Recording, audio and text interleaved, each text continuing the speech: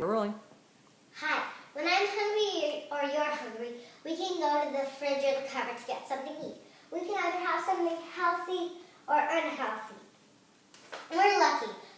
Our fridges and cupboards are full of foods for us to eat. Why? Because our moms and dad have enough money for us to get food that we need to eat.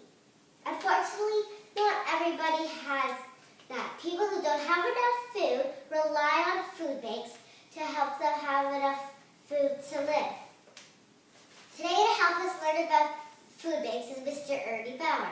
Mr. Bauer will also be giving us important information before we go grocery shopping for the Daily Bread Food Bank.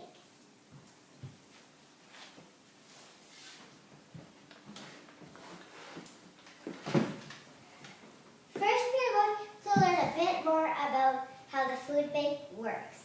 We're going to start off with some questions. That's nice. Mr. Bauer, what kind of food does the food bank provide, healthy or unhealthy? That's a very good question, Grace. I think it's easy to explain that we try to give healthy food to all our clients. Food just like what's in the bushel basket here. And we'll cover that later. But it's all kind of food that you and I would eat every day. I see. Yeah. The next question. How much food or drinks are given out each year? Wow, that's another good question. Can you imagine this bushel basket here? It contains 50 pounds of food. That's a lot. And we try to give everybody about 3 days of food each month as emergency food items. The rest they can buy on their own because they get some money from the government. So by the end of the year, I will give away 4,000 bushels of this food. Can you imagine that? That's a big pile. That's almost too much for me to imagine. For the next question, how often does a family or individual go to the food bank? In a week, month, or a year?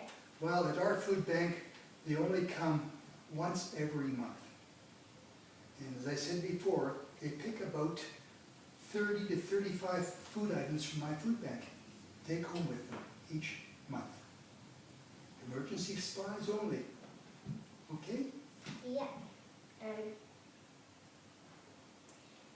This I thought was a good question. How do people who visit the food bank get to choose the foods they want? Yes, they do, to some extent. I have all this food laying on tables. So they walk around with their shopping cart and they say, oh, I like corn better than I like beans. So I give them a choice between beans or corn or peas or whatever. So they do have a choice. By the end of the shopping trip, they picked up about 30 items from my tables. Some they say, oh, I have that at home. I won't take it because I have some at home. So around 30 items would mostly be the most limit. Pretty well. Yeah, pretty well. To make sure someone who comes to the food bank isn't just buying food for no random reasons, how do you know that those people actually need the food, so you're not just giving away food to somebody who doesn't need it? That's a very, very adult question. Yes, we check everybody when they register with us.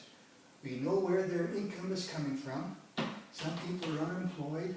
Some are on government assistance programs and things like that. So they bring in their copy of their check from the government. Along with that, I said, how much do you pay for your rent at your apartment? So they bring a contract in, and we capture all this information on a computer, including how many children are you in your family, and how old are they? So we know exactly everything about you. And we say, well, yes, you're not making enough money, and you're paying too much rent, we'll take you on as a client here. Okay.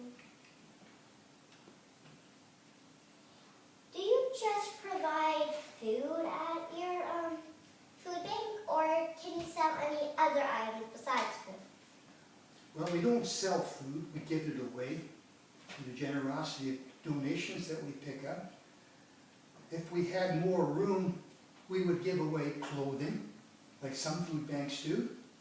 And some food banks have information about where you can get furniture. Some people need beds, mattresses, and things like that. And some things are not what we call edible items, like, like toilet paper, Kleenex, baby diapers, baby supplies of some sort. We give all those kind of things away. And a lot of detergents. People always need to wash their clothes, so we give away things like that. So it's not all pure food. Like, you will sell important things, but they don't all have to be food. No, they're basic foods, things that they would use every day. And I know they wouldn't throw away, but they sure need it. Yeah. How many people visit the food bank in one day?